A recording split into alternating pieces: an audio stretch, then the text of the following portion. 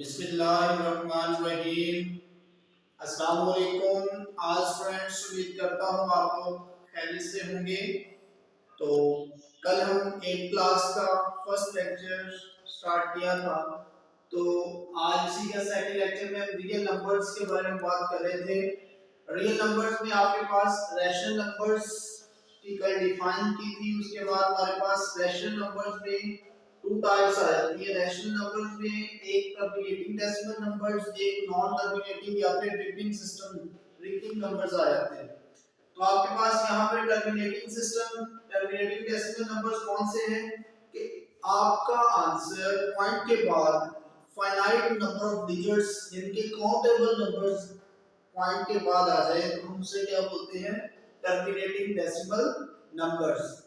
Terminating decimal numbers are the decimal which have finite numbers of digits in its decimal parts. For example 0.4 जिनके point के बाद digit को हम count कर सकते हैं। वो 3 4 5 1 2 जितने भी हो सकते हैं।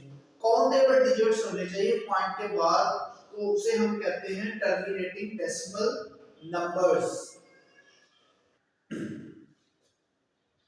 तो हम रैशनल नंबर्स की टाइप्स के बारे में बात कर रहे थे। रैशनल नंबर्स की टाइप्स में हमने पहले किया है टर्मिनेटिंग डेसिमल सिस्टम। अब सेकंड टाइप्स कौन सी है? Non terminating and repeating decimal numbers. Non terminating means point के बाद अनकाउंटेबल डिजिट्स होते हैं, जो हम पॉइंट्स के बाद डिजिट को काउंट नहीं कर सकते। ऐसे नंबर्स को हम क्या बोलते हैं? Non terminating decimal numbers. The decimal numbers in which one digit, वो नंबर्स जिनके पॉइंट के बाद वन डिजिट्स या फिर or group of digits repeat again and again. या तो एक digit again and again repeat हो रहा होगा या फिर एक से ज्यादा 2 या 3 numbers again and again repeat हो रहे होंगे। Infinite times in its decimal parts are called non-terminating recurring decimal numbers.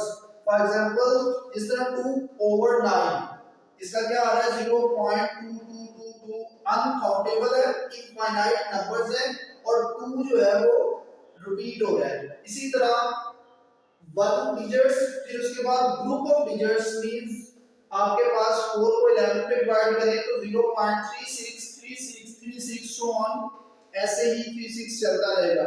अब ये ग्रुप ऑफ नंबर डिजिट्स हैं, ये 3 और 6 ये इसी तरह रिपीट होता रहेंगे। तो